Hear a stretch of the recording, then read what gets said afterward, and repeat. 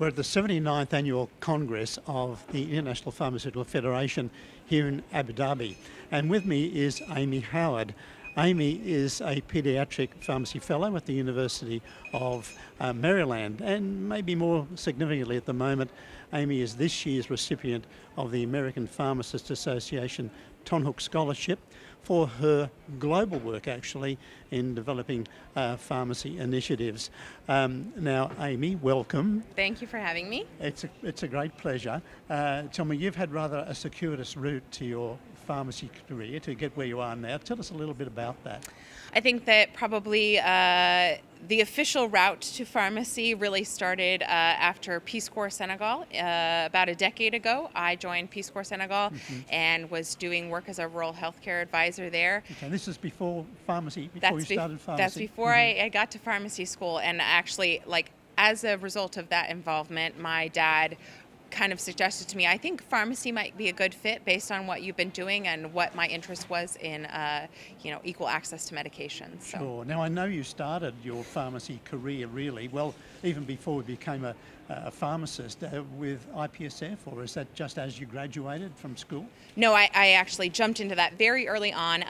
First week of pharmacy school, heard a presentation at our APHA local chapter, and IPSF, our membership was included as an APHA member, and when I heard them talk about the opportunities that IPSF was offering, I knew I had found my people. So yeah. I jumped in head first, went to a congress in Portugal. Okay, well you got politically, maybe organisationally involved very early on, and never looked back, never regretted, still here, still going to FIP congresses. Yes. Yeah. So what would you suggest about that humanitarian work that you've been doing? Is that something for all pharmacists, some pharmacists? Would you recommend that? I think that it's becoming a really critical need. I think that we're seeing refugees move across the globe, and in light of global warming, we're seeing so many more disasters occur every year. And it wasn't a hurricane a decade kind of thing. It's happening more and more frequently. Sure. So pharmacists can really fill a void in terms of helping out in healthcare personnel for making sure that we help in the recovery. Okay. So are there any particular competencies you think that a pharmacist would need to be involved in disaster relief, humanitarian aid, that kind of work? Sure. There's the hard skills, the things that are going to happen in the acute phase of the sort of military and emergency response, things like logistics, supply chain management, those sort of things, knowing how to figure out cold chain storage when going in when we don't have power, in Puerto Rico kind of issue. Sure.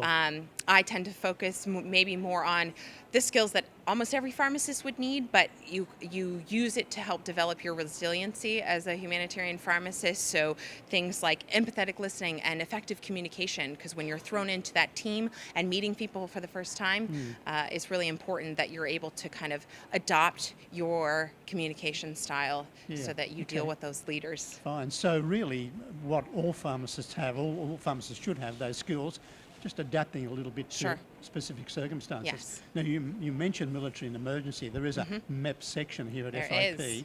That was one of my first homes as soon as I came here. I was considering a role in the Navy, and so I checked out MEPs. It's one of the first sections that I joined, and I have found just an invaluable amount of people and resources in terms of networking for people who are doing this on a daily basis. So what advice then would you give in summary to a young pharmacist wanting to get into this area of work?